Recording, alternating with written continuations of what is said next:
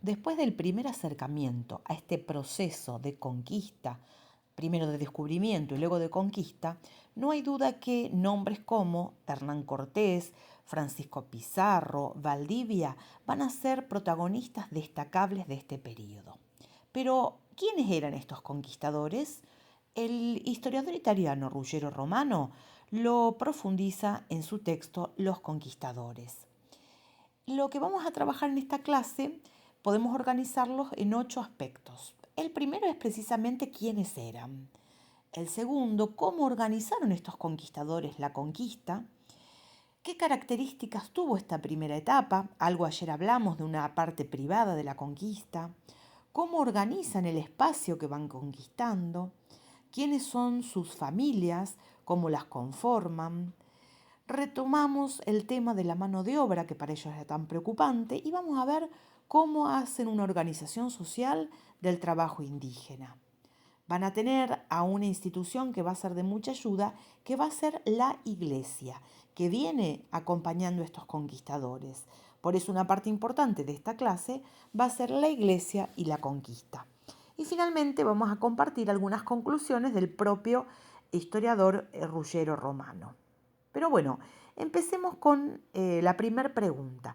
¿Quiénes eran estos hombres, estos españoles conquistadores que llegaron con unos pocos hombres y lograron vencer a estos grandes imperios de la sociedad aborigen? Bueno, él dice en realidad, estos hombres eran pobres diablos, aunque nos llame la atención. Eran segundones de familias pequeñas o de muy pequeña nobleza, a veces hasta imaginaria, que buscaban afirmarse socialmente. De la expedición de Valdivia, en las investigaciones que hace Ruggero Romano, encontró la nómina de hombres que componían la expedición. Valdivia fue el que había ido hacia Chile, y de todos, únicamente dos se los nombra como caballeros notorios. Otros dos caballeros, 11 hidalgos notorios, 23 hidalgos, 3 probablemente hidalgos, 9 hombres de honra, 6 mestizos, un esclavo y 86 personas cuya condición se ignora. Lo que predominaba era esto de ser hidalgos. Fíjense que aquí les comparto un fragmento textual del Rollero Romano que plantea que muchos no eran hidalgos, ¿sí? Eran engañosas sus hidalguías. Otros sí eran hidalgos, pero él dice, ¿y ser hidalgo no significa acaso en la aceptación corriente del siglo XVI ser noble pero de poca fortuna? En estas condiciones, ¿por qué asombrarse de que la ambición general sea la de ir a valer más? Valer, entiéndase bien, y no solo ganar. Pues el problema no está únicamente en encontrar el oro que no se puede obtener en la metrópoli, sino y sobre todo en reafirmarse socialmente, imponerse, establecerse. Esto era lo que estos hidalgos, estas personas que pertenecían a estamentos inferiores de la nobleza, estaban buscando. ¿Qué podría contribuir a lograr este afán de afirmarse socialmente? Un elemento que era muy buscado era acceder a un repartimiento de indios.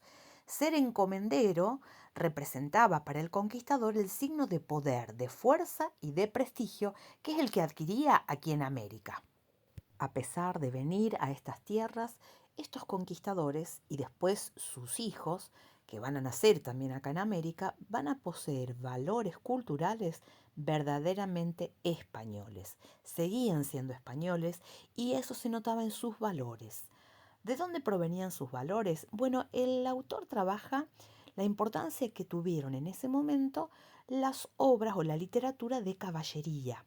Eran épocas donde se estaba saliendo de la Edad Media, épocas donde el caballero de la época medieval era signo de coraje, signo de aventura, ese caballero que iba a lugares lejanos como el Santo Sepulcro en Jerusalén a recuperarlo, como ese caballero que peleaba en Francia contra los moros, aquellos que iban por especias, por artefactos o productos lujosos a la India.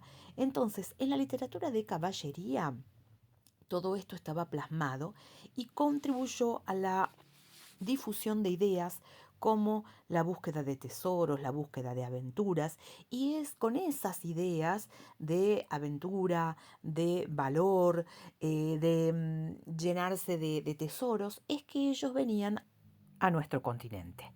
Sin embargo, su llegada a América tuvo factores muy importantes que fueron la motivación.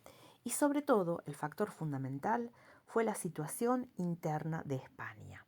En el siglo XIV fue una época de gran crisis, de estancamiento. A la vez, la sociedad se desarticuló, los hombres empezaron a ser disponibles para salir del horizonte oscuro y limitado que brindaba España en ese momento. Entonces, además del afán de aventura, la situación interna de España fue fundamental. Romano plantea otros 4 factores que llevaron a España a lograr lo que él llama la extraordinaria aventura hispánica. Uno de ellos es que habían logrado una experiencia militar renovada. ¿En qué sentido? Bueno, ellos se embarcaron en la reconquista del Reino de Granada. Por otro lado, lograron de manera progresiva afirmar una escuela de cartografía excelente. Se suma también la mejora en el diseño de la carabela como medio de transporte y aún el aumento demográfico en una sociedad que no garantizaba un porvenir. Todos estos elementos, experiencia militar, cartografía excelente, carabela, necesidad de salir de España por el escaso porvenir, llevaron a que muchos españoles se embarquen hacia América. Por otra parte, vamos a tener que hay rasgos destacables, relevantes, que son los que tenían estos conquistadores, que tienen que ver con los valores y con los principios que eran de la sociedad de origen de estos conquistadores, que eran los hábitos españoles, hábitos procedentes de estas estructuras mentales medievales, estructuras de superioridad, sobre todo esta idea de superioridad del español fue predominante luego de vencer a los musulmanes en la reconquista. Temas esenciales en la conquista van a ser el oro, el honor y también el evangelio. ¿Cómo se organiza la primera parte de la conquista? Bueno, la organización va a seguir modelos derivados del derecho feudal. Cuando en 1509 comienza la conquista de tierra firme, van a partir desde Darién, hoy Panamá, y desde Cartagena, y se van a organizar expediciones para buscar oro, para capturar indios y esclaves y para descubrir nuevas tierras. El carácter atrasado de estas expediciones se ve por cómo se organizan. El esquema común era la compañía, que no es lo mismo que compañía. La compañía era un grupo donde todos los miembros participaban de los beneficios de las expediciones y se basaban en una costumbre que era precontractual.